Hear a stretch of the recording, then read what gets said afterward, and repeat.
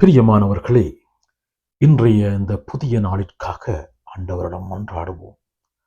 இந்த புதிய நாளிலே நாங்கள் செய்கின்ற செயல்பாடுகள், சந்திக்கின்ற நபர்கள் அனைவரையும் நீர் ஆசீர்வதித்து வழிநடத்த வேணும் என்று மன்றாடுகிறோம்.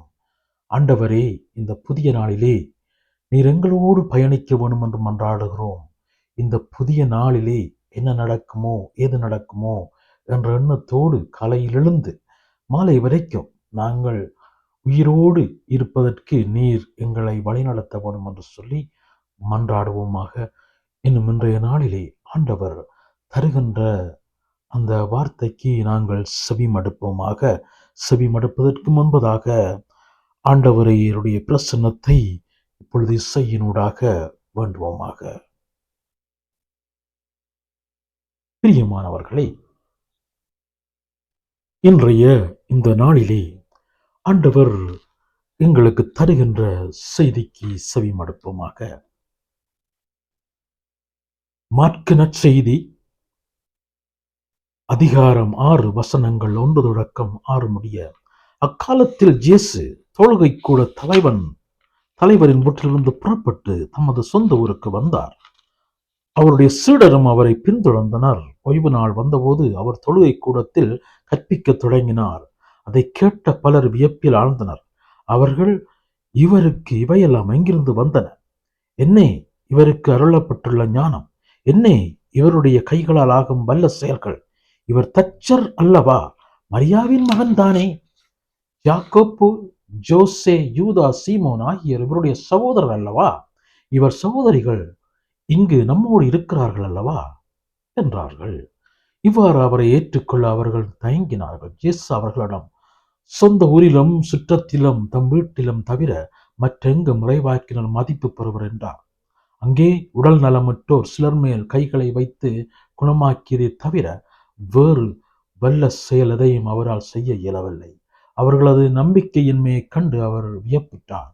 அவர் சுற்றிலும் உள்ள ஊர்களுக்கு சென்று கற்பித்து வந்தார். இது வாழ்வு தரும் கிறிஸ்து இயேசுவின் நற்செய்தி. இன்றைய இந்த இறை வார்த்தை எங்களுக்கு சொல்லுகின்ற செய்தி,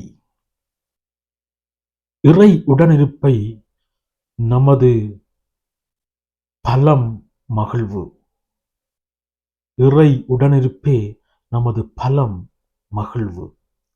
நீ வாளோடும் ஈட்டியோடும் வருகின்றாய், நானோ இயேசுவின் இஸ்ராயலின் கடவுளான ஆண்டவரோடு வருகிறேன் என்று சொல்லி கடவுளில் தன் பலத்தை கண்ட தாவீது அவ்வப்போது கடவுள் அல்லாதவற்றிலும் தன் பலத்தை காண முயற்சி செய்தார். அத்தகைய ஒரு நிகழ்வை முதல் வாசகம் எடுத்துரைக்கிறது. பிரியமானவர்களே, தன் நாட்டில் இருந்த வாள் ஏந்தும் வீரர்களின் எண்ணிக்கையை கணக்கிட்டதன் மூலம் தாவீது தன் நாடு எத்தகைய பலமான நாடாக இருக்கிறது என்பதை கணிக்க முயன்றார்.